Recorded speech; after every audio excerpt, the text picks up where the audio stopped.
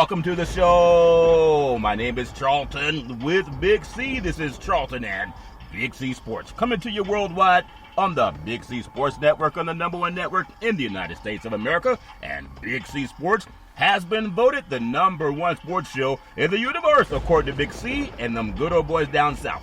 I want to say bienvenidos to all of our listeners in Latin America, also across the pond, and London, England, as well as Paris, France. Of course, you good old boys in Canada. We love you in Africa, the Big C tribe. But there's no one we love more than the good old boys down south, in the land of the free and the home of the brave, on a beautiful September the 23rd, 2020. Round of Deportes. Bonjour, Big C. How's it going for you good old boys down south? Well, Charlton, is kind of stressful. I may have had a cocktail or two after hearing the verdict on the Breonna Taylor grand jury hearing today from Kentucky, but I also want to send a thank you out to our first-line healthcare workers, our nurses, our doctors, our first responders. You guys are always doing such an admirable job. They always do a great job. I want to say today's show is sponsored by your Northern California Cadillac dealers, home of the all-new Cadillac Escalade, the standard of the world. And when you go by and test drive yours, just tell them Charlton and Big C sent you, as well as a fleet of Cadillac cars. Also, all around the world, just say Google or Alexa, play Big C Sports Podcast. You will hear from our sponsors. You will hear, welcome to the show. I will introduce Big C as the Mystic, and he'll do his thing from 3,000 miles away. And I really appreciate the way things are going with Big C Sports. You can follow Big C Sports on Spotify. Also coming to Amazon Podcast. You can follow Big C Sports on Xfinity, Comcast TV, Apple TV, Roku TV, Amazon Fire TV, and a lot of smart TVs all over the universe. But you better have a smart TV, or you'll be looking at a still picture. Man, I love doing the pause, but I'll never pause on the Veterans Crisis Hotline. They really are experienced helping people and their loved ones get help. Big C, why is that so important to you? Well, Charlton, I think all of us as Americans can use the help of the suicide prevention hotline number. I know we give it out for our veterans, but even more and more Americans need it every day. We lose some 24 veterans to suicide in this country, Charlton, because they're forgotten about entity. They struggle emotionally, mentally, physically. And we don't have an answer for it as a country, as we're always diverted through other things. I know that the pandemic is taking up a lot of people's thoughts in America, but the veterans have allowed us to have this sovereignty as a nation. And we have to think more about their welfare. We have many veterans that are homeless, that are destitute. And as a country that's supposed to be the greatest country in the world, as your president always talks about, look at the stock market. But when you have a homeless veteran living on the sidewalks of America, he doesn't have stock in America. And so we give out the suicide prevention hotline number, Charlton, hopefully to help these veterans.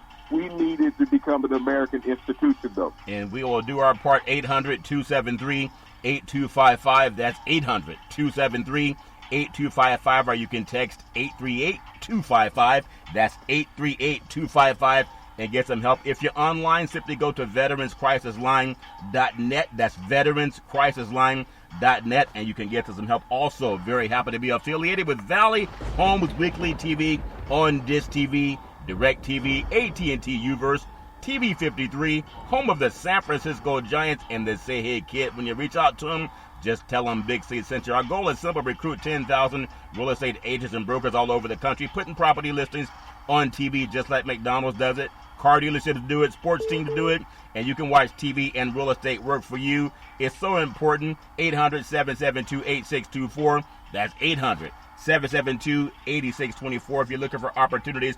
And real estate, go to bigcsports.pacwm.com. That's bigcsports.pacwm.com, and you can get some opportunities there. Big C, I know we love sports. We love a lot of things that happen in this country, but we also hate things that happen in this country. And when I just heard about the Breonna Taylor, I don't know if it's an indictment was handed down, but the indictment wasn't for ending someone's life. I think it was for disturbing the neighbors. Does that make any sense? Maybe I didn't hear the whole story, Big C. Your thoughts? Well, you heard the story correctly, Charlton. The grand jury was not convened about the death of Breonna Taylor. It was a smokescreen. It was about endangering the lives of the neighbors in the adjacent apartment. It wasn't about killing Breonna Taylor, a black woman. It was about endangering neighbors because bullets went into their apartment. You think about the devaluing of a black life.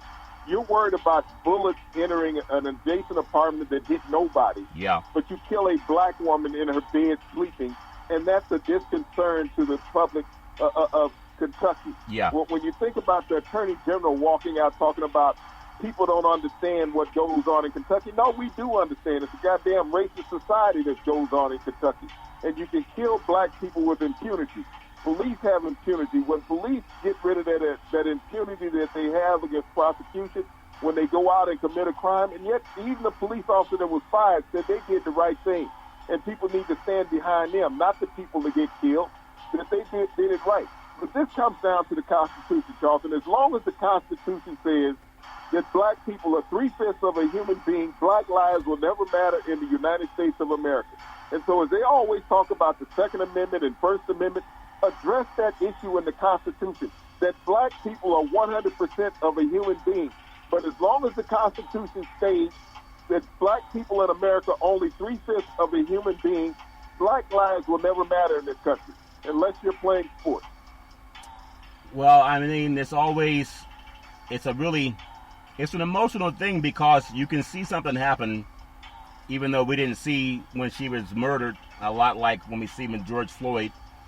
But we did see, based on accounts of the news, that's what I know about it, and people trying to put it on their backs to get things to change. And I know it's going to take a legislative change, but there's a lot of people who feel like they don't get a fair deal, and who can deny that acclaim, Big C.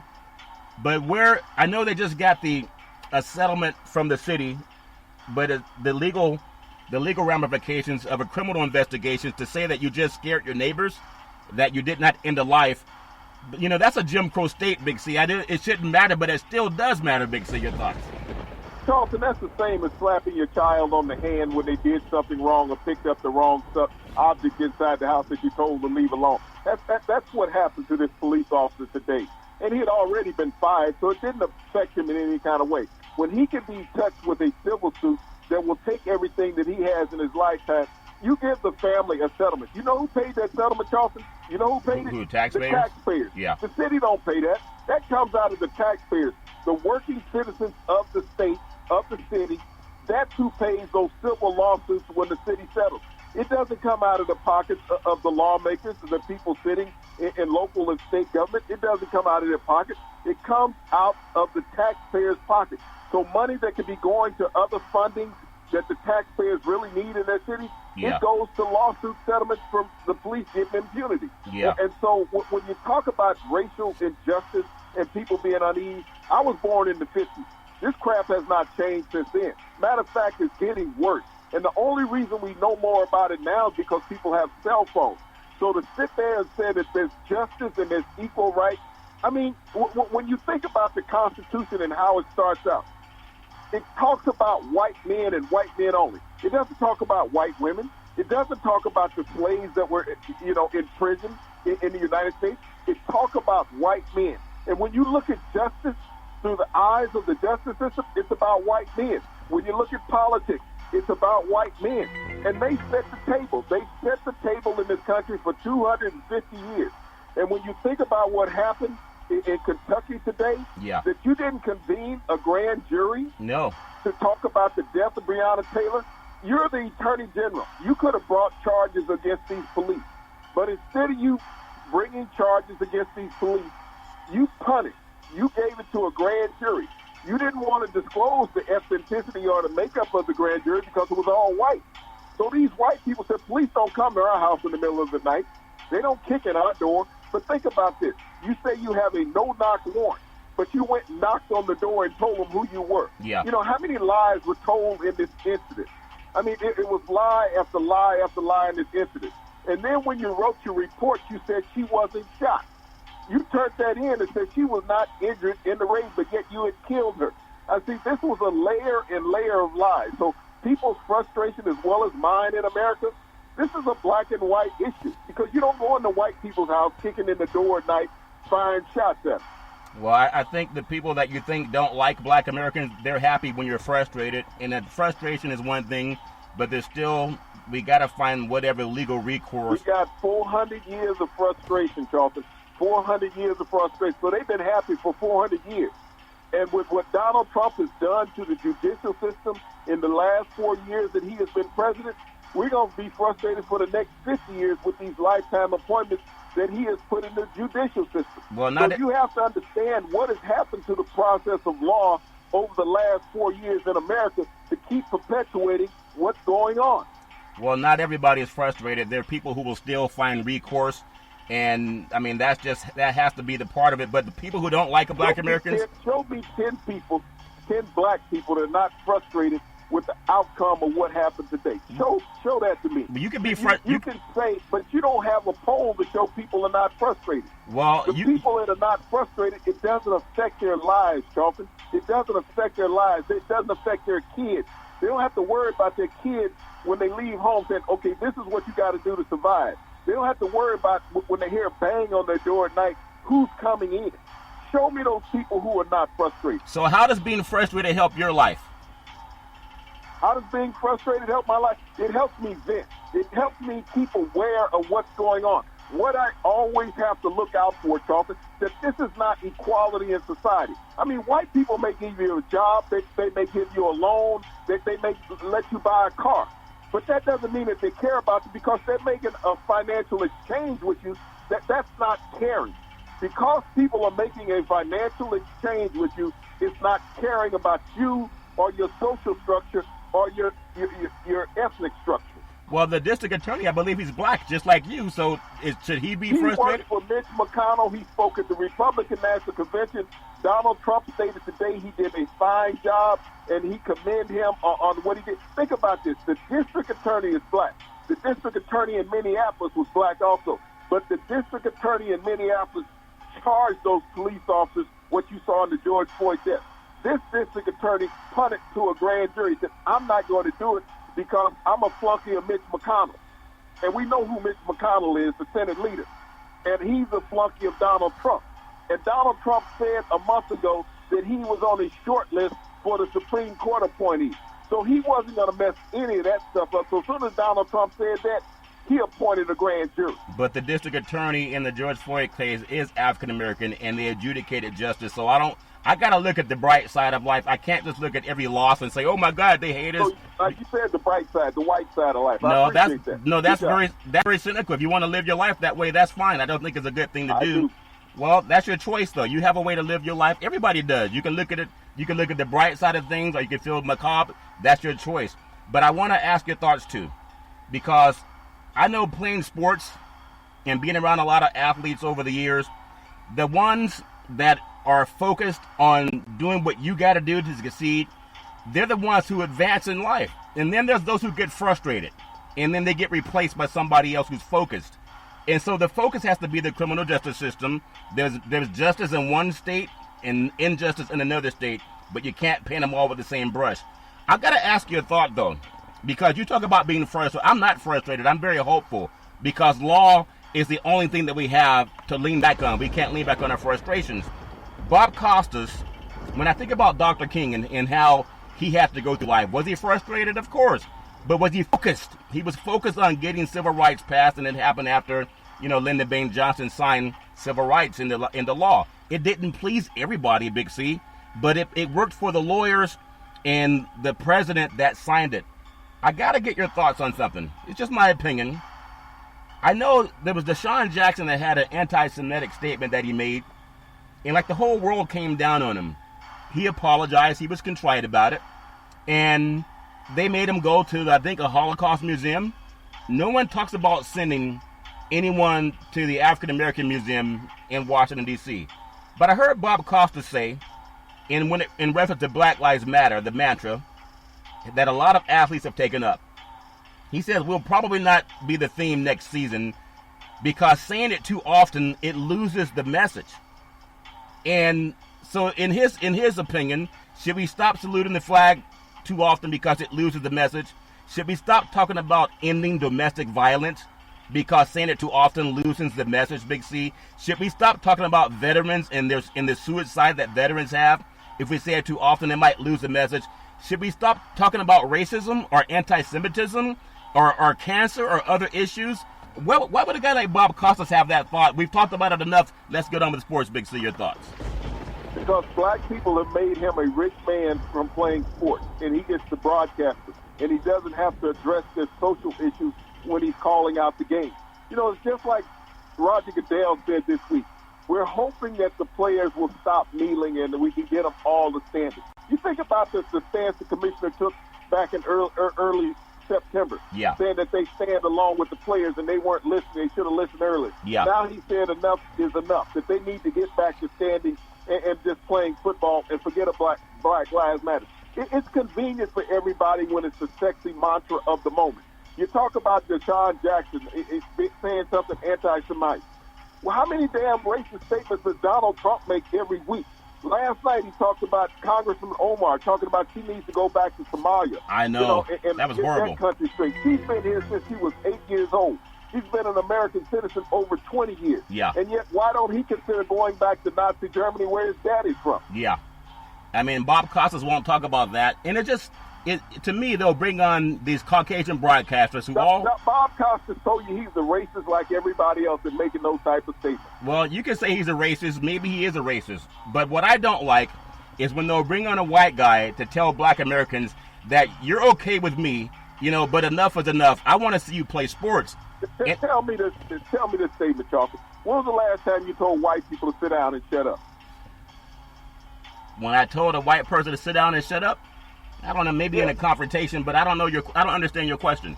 Okay, let's think about what Bob Costas was saying. Well, they're saying something too much. No, I don't want to talk about Black Lives Matter. Laura Ingraham told black athletes to shut up and dribble. I'm asking you, because of these white guys making these statements on air constantly on the airways of America, have you ever told them to sit down and shut up and listen to our plight? Well, I'm going to say if Bob Costas was using a euphemism, he didn't have the stones that I guess Laura Ingraham used. She said... Not the question that I asked. I said, when was the last time that you announced on air or anywhere for white people to sit down and shut up and listen and let us talk as Well, first time you never said on air, but I haven't done that on air. I've had conversations with different people, different agreements, but I understand your point. But with Bob Costas, whether you call him racist or not, at least Laura Ingraham said sit down and shut up. He used a euphemism. He said enough's enough. It's the same thing, but he was more cowardly in his atonement of, hey, we've already reconciled, we've heard enough about this. But it's just a thought. And then I think earlier this week I heard Bob Costas say that. I think he was on a CNN program with Don Lemon. But I'd love to have him come on and talk about telling Donald Trump enough is enough with his racism vitriol and telling one of our I guess... And that's my point. Nobody's telling white people that it's enough. Enough. That's not true. Joe Biden. Donald Trump enough with the racist that's not true, Big C. And misogynistic remarks. We don't hear enough. We don't hear enough of the lies. But when it's Black Lives Matter, which they don't matter in mainstream white society because the Constitution says they don't matter, that they're only 3/5 of a human being. So you'll get more time, ask Michael Vick, for killing a damn dog than what you will do for killing a black person. Yeah, I understand that, but you gotta also know that when you said no white person tells other white people to shut up, that's not true. You're wrong in there. Joe Biden's been saying that Donald Trump is wrong. He's denounced him. He's rebuked him. He said he's not qualified for the job. So I don't want to throw him under the bus with some of the other coward people. So you got to be fair, too. You can't just say everybody. And I know there's a lot of people telling Trump to shut up, Big C. Joe Biden does not have a broadcast network. Joe Biden is when he's asked. But that's not what you said. You said making this statement. That's not what you said, though. I'm talking about broadcast networks out there that allow this vitriol to continue. That's not true, Big C. I was born in the 50s, and I really don't see a change in America. But that's not true. When you heard Joe Biden say that, it was on television. You can't say that all white people are that way. That man I didn't say it wasn't on television. I said he does not own a broadcast network. Well, neither. He was asked a question that you heard. Yeah. He did not submit the scenario. Well, fair enough, but you can't. If all white people are bad, then you have no hope. But there's a lot of good people on black and white America that are trying to make change, and I appreciate the ones who do that. I'm not going to throw them under the bus. I am going to ask every American to register to vote. I believe National Voting Registration Day was yesterday, so today is Wednesday. Register. You got to text the word VOTE, VOTE. Text it to 26797. That's 26797. And make sure you register to vote. Tell all your friends that Big C, the NFL, said vote. Now, not everybody is registered. Some people thought they were registered, but they haven't all been registered. So please make sure people do that. I want to touch on a few more things, because the news that matters to me is the fact that I want to feel like I'm safe in this country. I want to feel like I can do anything. I was talking to my mother just today about feeling safe in the United States of America, growing up down south. And I asked her how old was she when she first shot a gun. She was 12 years old when she first shot a shotgun, because she was taught how to do that by her parents to keep her safe. She didn't say use the Bible and cry and feel afraid. She was told to use a weapon to keep yourself safe. And I know that message sometimes people don't like the Second Amendment, but you got to love it. And that's the only thing that keeps a lot of people safe outside of the law. I want to jump into the NBA real quick. The Denver Nuggets with a 114-106 victory over the Lakers. And me and my cynicism, the NBA, they don't want to see a sweep. But I don't want to take nothing away from Denver. I thought it'd be Lakers in 5 to start. Jamal Murray. And then you have Jokic show the Lakers that the Nuggets are not going away. And they probably won't win the NBA championship next month. But they keep showing that they believe, Big C. A lot like fighting against racism and discrimination. They could all tuck their head between their tail and say they don't like us. But they're not like that, and we can't be that way in society, Big C. Your thoughts? Well, we can't compare sports to somebody getting killed in their bed, Dalton. But when you think about this series, I mean, it could easily be up the Nuggets to win this series. If not for a miraculous 30-foot shot by Anthony Davis at the end of Game 2, the Nuggets would be up. The Nuggets have actually outplayed the Lakers in the last 2 games. They were up 20 points last night. They ran the Lakers into the ground. And where was Anthony Davis? I mean, this guy is 7 feet tall and could only find 2 rebounds last night. The Denver Nuggets shut him out. They took him completely out of the ball game. But the Denver Nuggets are playing with house money when you realistically look at where they are. Yeah. They're the best team playing last night. Well, the Lakers, I don't know if they took the night off, but they got their hat handed to them last night by the Nuggets. And if they play like that again, this is going to go 7 with the Nuggets winning it all. Well, Las Vegas doesn't make a lot of money when they only have 4 nights to bet on. They know how to extend games, Big C. The NBA game between the Boston Celtics and the Miami Heat tonight, Gordon Hayward returns at Game 3 and help them get over the hump, if that makes any sense.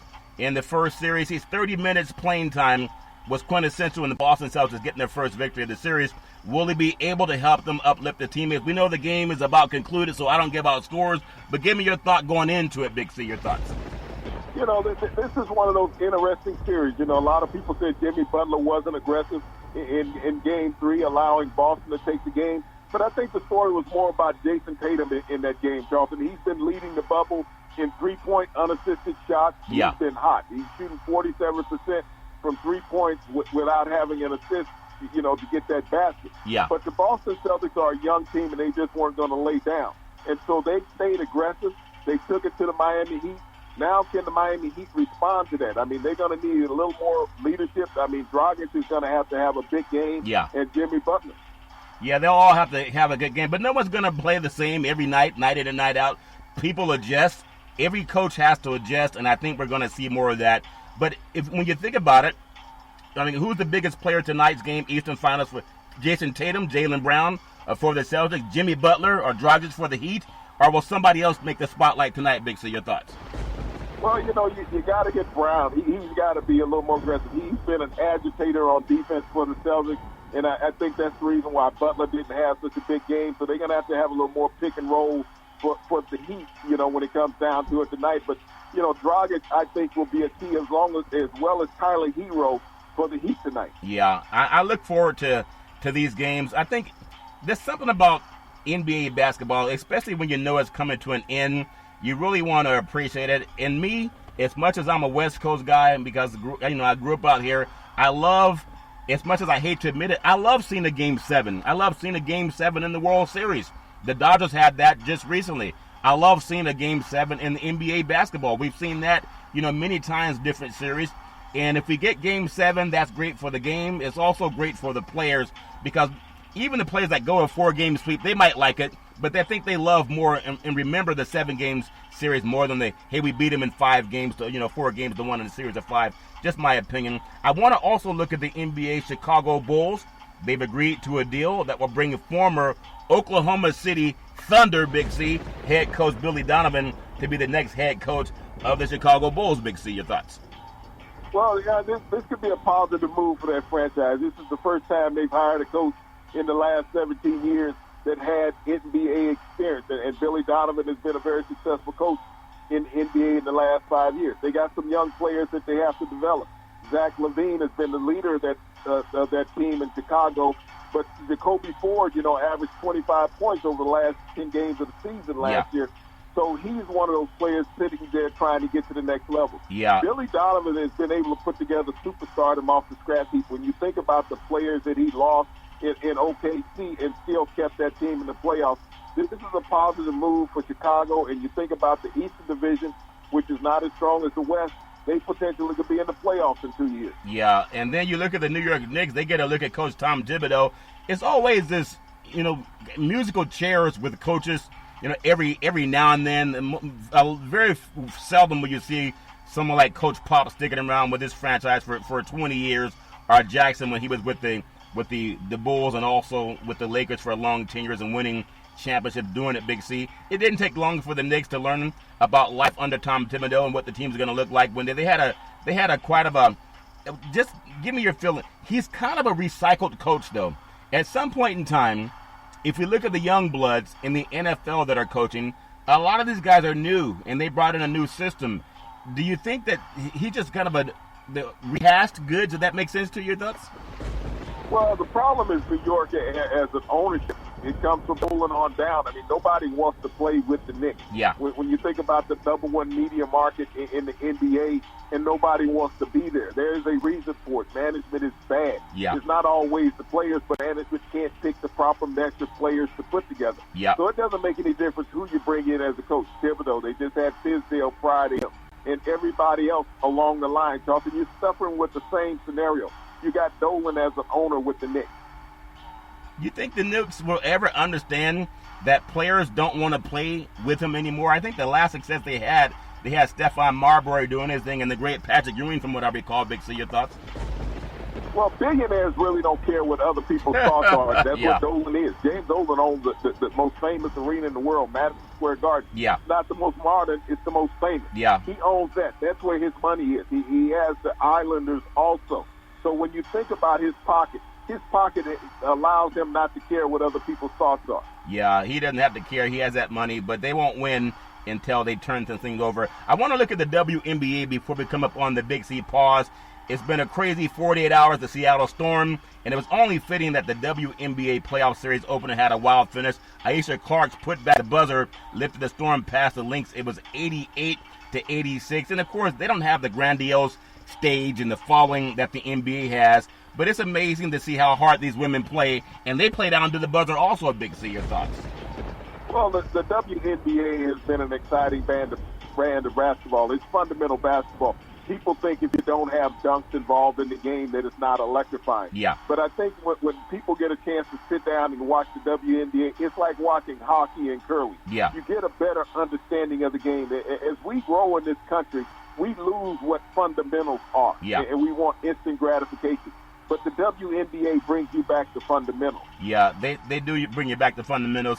And when we come back from the Big C pause, I want to talk to you about, because we opened up talking about Breonna Taylor, and Louisville just had a game against Miami over the weekend, that beautiful stadium, and there were people talking about what's going on with justice, and are we asking for too much social justice? Bob Costa says enough of Black Lives Matter. Let's just play sports.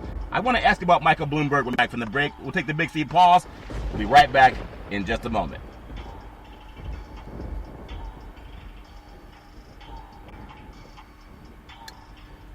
All right, we are back from the Big C pause. I want to say you can follow Big C Sports 24 hours a day, 7 days a week on the #1 podcast network in the universe, iHeartRadio Podcast. You can follow Big C Sports on Apple Podcast. You can follow Big C Sports on Google Podcast. I really appreciate the way things are growing with Big C Sports. I got to ask you, because you and I do Real Talk. I don't know what you're going to say. You don't know what I'm going to say. But I'm very big on looking for, there's a book called A Team of Rivals. Abraham Lincoln's favorite book. President Obama liked it also. That means you got to sometimes work with people that don't like you. So I want to look at Bloomberg out of New York. He pays fines for 32,000 felons in Florida so they can vote. Now, I know down in Florida, they changed some of the way that they allowed some of the people with past felonies to get out and vote, but they had to pay off their court fines.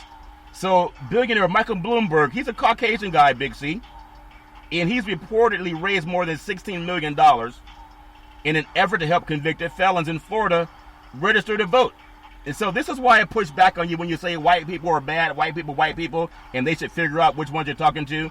So would Bloomberg be part of that group that you say that are bad and hurting minorities when you have a white man that's also trying to get the Restoration Coalition, estimated Bloomberg's fundraising push has paid off monetary obligations of 32,000 people that maybe some of them were even falsely convinced they can vote. Big C, your thoughts? As you praise Bloomberg and what he has done, it's been an admirable thing. Go back and look at his record as mayor of New York. You always got to look at somebody's past when you just people can change, Big C. And thinking that everything that they've done right now exonerates them from everything that they've done in the past. He's done the same things that Rudy Giuliani has done in New York. But it's an admirable thing because what he helped do was donate this money to this nonprofit down in Florida that is helping felons get their voting rights back by paying off their court and their fines, Charlton. This action has been going since 2018. This nonprofit has been in place to help these felons get back on the voting poll, and Republicans have hated it because most felons have a tendency to vote Democrat, and so they don't want this to happen. But, I do sing the praise of this nonprofit, and Mike, Bloomberg has helped donate money to this nonprofit organization. He did not create it. Yeah, and that's the good point, because like the good book tells us, Jesus tells us, he who is without sin, cast the first stone. Nobody's cast on a stone. And if we don't allow people to change, if we don't allow people to have an epiphany, an awakening, a moment of intuitive thought, Big C, then we're going to say, you know what, when you were 10 years old, you walked in my house with sand on your shoes, and so you can never come in again. People change. I appreciate what Bloomberg's done.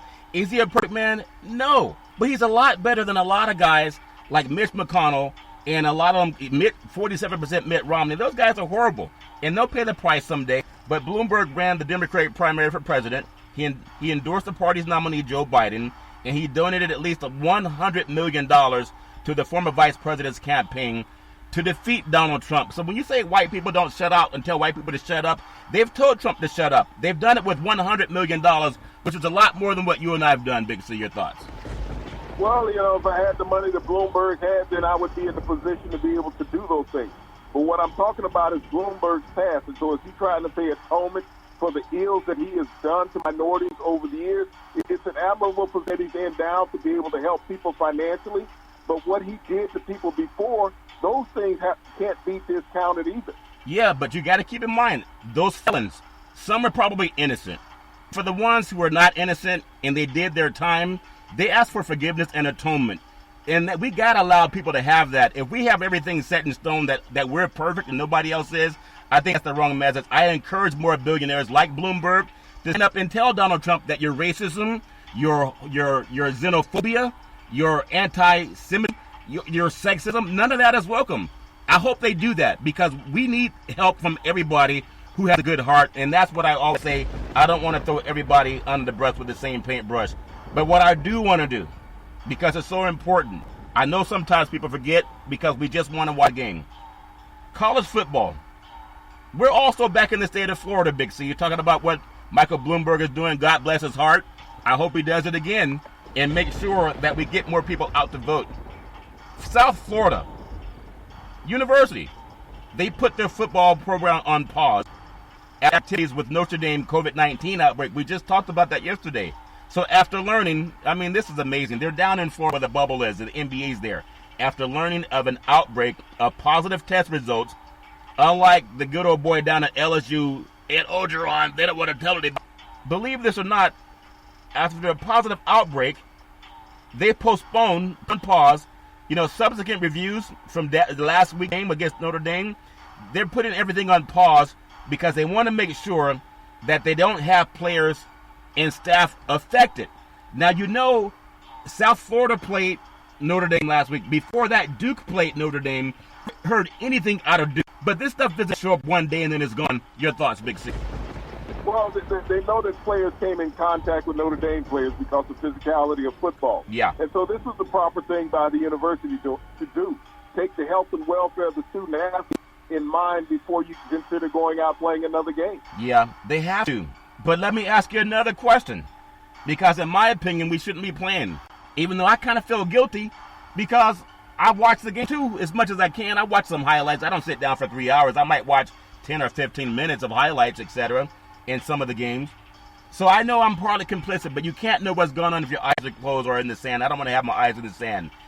If we've just talked about LSU've had their issues, everybody has, but the ACC, the Wake Forest Notre Dame thing on pause, and now you got South Florida putting things on pause. Are we going to see more schools, or will more schools just lie about it, Big C? Your thoughts? Well, no, Charleston, since the 1st of September, I think we've seen about 20 schools that have either delayed or canceled football games. This is just the 1st of September. And we haven't had a full slate of all college teams playing. Yeah. And so when you think about that number in less than a month, some 20 college football games have basically been canceled in less than a month because of COVID-19. And this disease is picking up. It's at a 27% spike in the United States. And college campuses are the number one reason why. You can tell football players not to associate with the rest of the student body. Yeah. So there's no way you can quarantine these players, Charlton. I've constantly talked about it. You got 100 football players leaving the locker room going 100 different directions and 100 different directions of the locker room. So you're constantly in each other and you're exposing other people to what you just came from, the element you just. Yeah. So college ball season, I really don't see any team playing more than 8 games this year. It's like musical chairs. When you think about the makeup date for Wake Forest and Notre Dame, rescheduled football game will be December 12th, and the ACC announced that today. The game billed as Duke's Mayo Classic. It was originally set to be played in Charlotte, North Carolina. On Saturday, the game was moved to Winston-Salem when it was capped by the state's COVID-19 restrictions, and then postponed on Tuesday after 7 Notre Dame players tested positive for COVID-19. So now they're putting it into the hard winter when people get, flu season, etc., because they think it's going to get easier not to get COVID when the flu season's here. Doesn't make a lot of sense in trouble. I think it's the tip of the iceberg. They're going to go for as much as they can because hardly any coaches will look on the field and see their own children running around. Big, so your thoughts?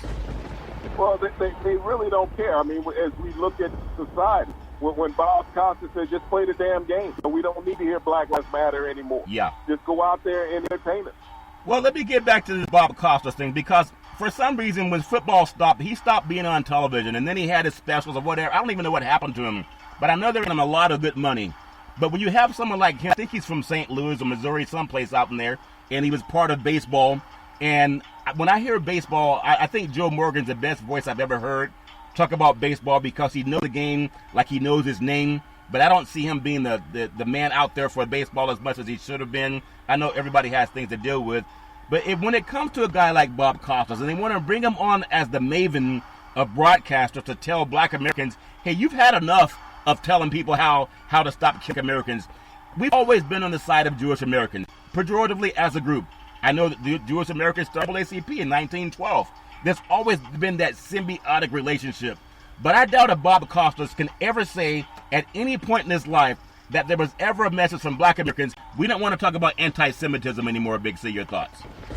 Well, Charlton, as I look at the people that are concerned about Black America, even from the white side, as people are stumping for the black vote here in this political season, they're not telling black people what they're going to do for them, that they understand their plight, how they're going to change their life going forward. They're just saying, vote for me. We've heard that from both parties. Yeah. Same thing with Bob Costas. Bob Costas does mainly baseball now. He's not as much in football as he once was.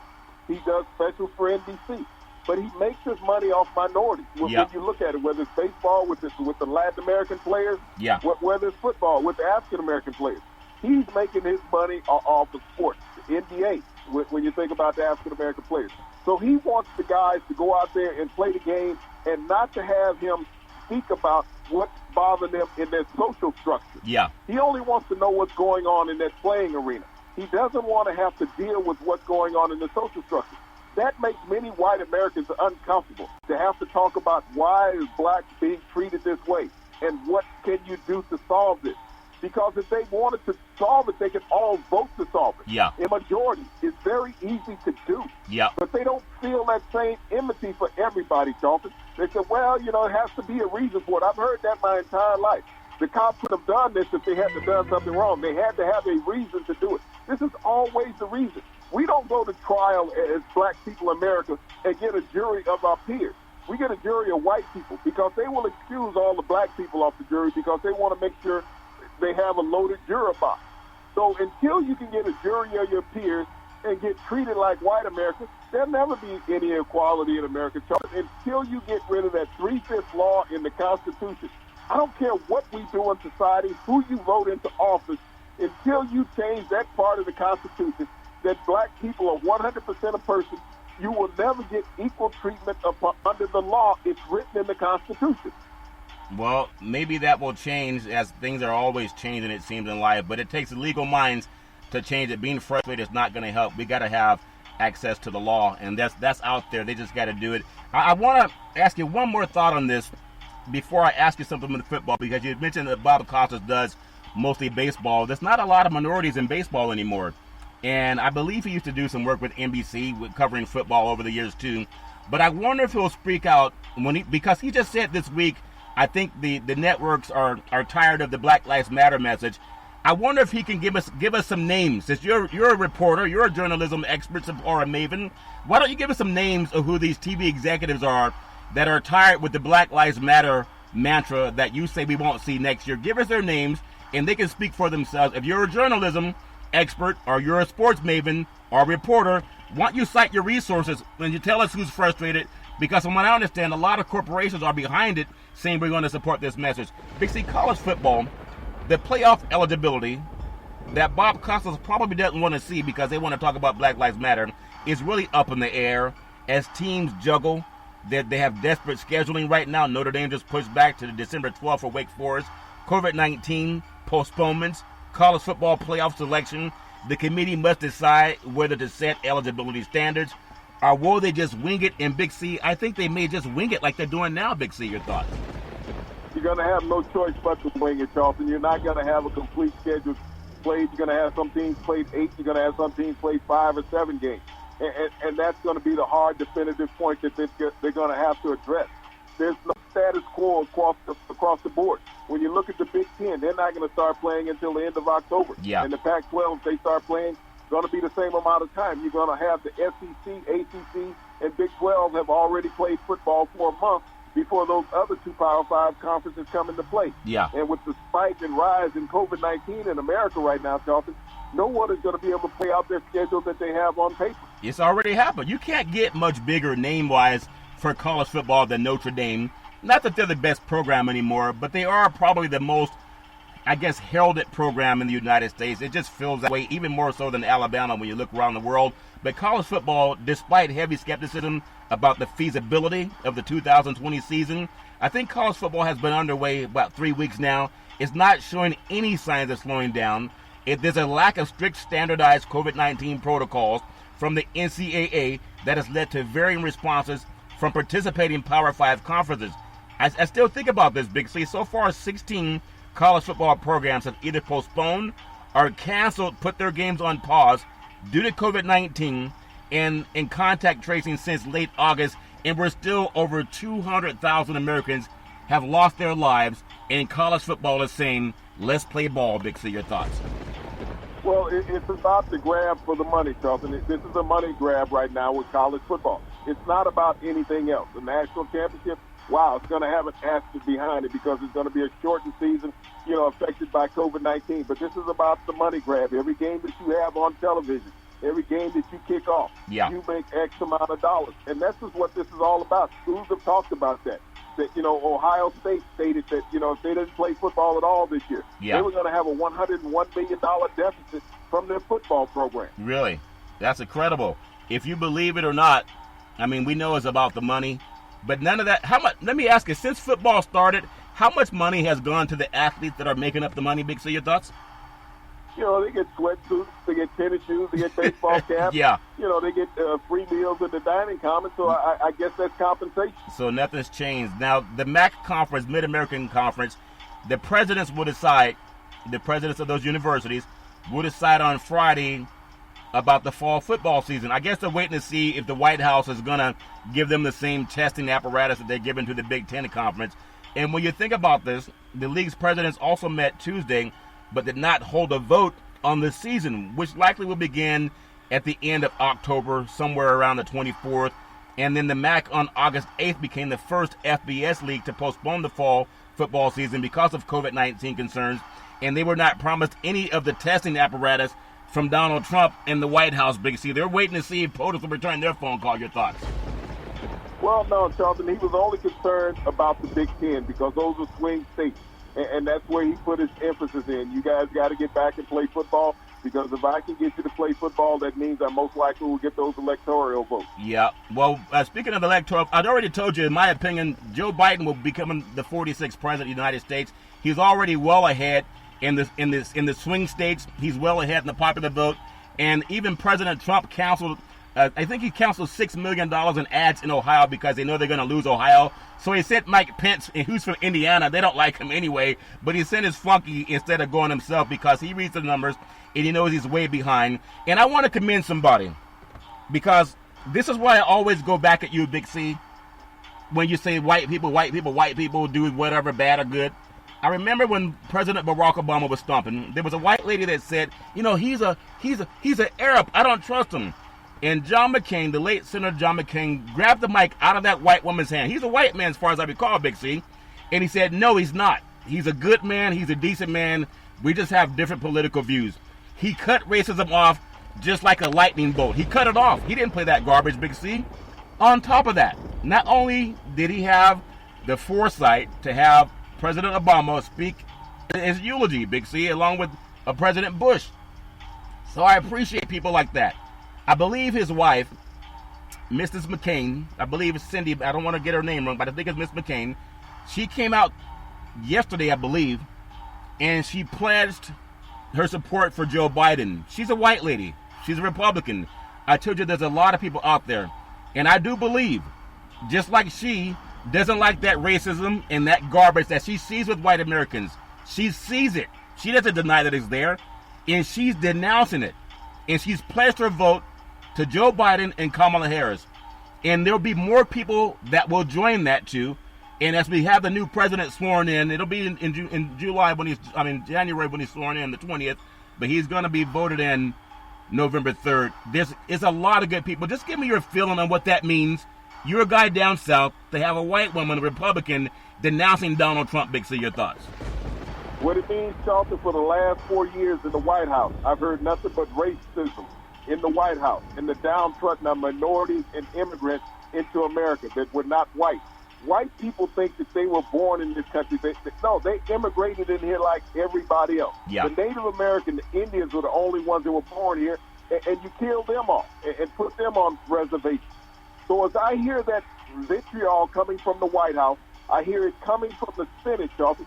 It's nice to have one person go out and speak. But the people who are changing the laws and making the laws of the land and allowing what has gone on in American society for the last 4 years, those people are all the same complexion that she is. And nobody is standing up against them in the last 4 years. The president could come on television 7 days a week. Just like he said, he could shoot somebody on Fifth Avenue in New York. Nothing would happen to it. The Senate, the United States Senate, has advocated for him. They've been his whipping boy, that he can go and do and say whatever he wants. You think about this appointment of a U.S. Supreme Court justice. Americans have lost their stimulus package back at the end of July. Yeah. 40 million Americans. And yet they're pressing to get a Supreme Court justice in, and they don't care about 40 million Americans that lost their jobs, Charlton, and their unemployment benefit. But it's more important to put a Supreme Court justice in to hopefully protect Donald Trump if there's a debate at the end of the election. So you think about that. Those are the things that concern me. One person endorsing somebody is something, but when I got 60 damn senators, supporting Donald Trump and all of what he's done to alienate America and be divisive in this country, that concerns me more. Yeah, well, what they say, fear not, young man, fear not. Once Biden's elected, they're going to stack the court. You just got to see the writing on the wall, Big C. It's all fair and love and war. And when you look at the majority of America, they're Caucasian. And Biden's way ahead in the vote, even in the swing states. So just hold on. You don't, like Jesse Jackson said, keep hope. We got to keep hope alive, Big C. Another problem for college football, I want to get on this before I ask you about some NFL. You know, Houston, we have a problem. We just talked about Notre Dame, South Florida, Wake Forest. Houston and North Texas, their football game was also called off due to COVID-19. Ironically, if you look at the Big 12 conference, Houston's not part of the Big 12. Neither is North Texas. You got Texas, Texas A&M, and I believe, Texas Christian is and also Texas Tech is in the Big 12. Now, they're breathing the same air that University of Houston and North Texas are breathing, and they put their game on pause due to COVID-19. There's something about that state where some schools that read are putting the games on pause, but the big boys are not. Big. So your thoughts? Well, this is the fourth home opener that Houston has canceled. Yeah. The fourth season opener, rather. Yeah. They canceled 4 consecutive games. So they're under the standing they may not play football at all this year. Yeah, they've also canceled against Memphis and Rice as well as Baylor. And, of course, Baylor's another school down there in Texas, down in Waco, Big C. But it's all fair and love and war. I want to jump on the NFL before we close out on today's program with the Big C Sports Podcast. In the NFL, I'm still thinking about that game with Seattle and New England. Used to be called the Boston Patriots, New England Patriots, and how I saw Cam Newton and Russell Wilson, they played quarterback as if they invented the game, especially Russell Wilson. And Cam Newton's not far behind. And just seeing how well they dominated, and of course you got Mahomes doing his thing, Lamar Jackson, Kyler Murray's amazing. Watson's still doing his thing, but he doesn't have good receivers to throw to now. But who will bounce back from an 0-2 start, and who won't? Not all the teams are created equal. We know that, just like life is not created equal. Heading into this weekend, there are 11 teams that have not won a game in the NFL. The Jets, the Dolphins, the Bengals, the Texans, the Giants, the Eagles. You have the Vikings, the Lions, the Falcons, the Panthers. And John Elway, the maven of a wizard of football, the Broncos are winless. Big C, your thoughts? Well, I mean, when you talk about teams that have the most difficulty bouncing back from an 0-2 start, I got to go to the number one media market in America, New York. You got 2 of them, even though they don't play in New York. They're they New Jersey. In New Jersey. Yeah. But the Jets and the Giants, I don't see either one of these teams with a hope of winning more than 2 games this year. Yeah. They're both vying for the number 1 draft pick overall. And they both have young quarterbacks. You got Darnold with the Jets. You got Jones with the Giants.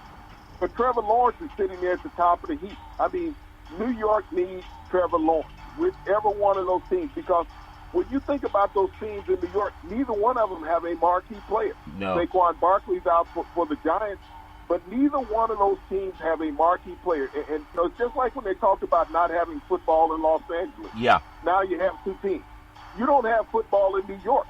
New York this last weekend got a 3 television rating, a 3. 3. That's what you get for a midweek baseball game during the baseball season in New York. Yeah. This was on NFL Sunday.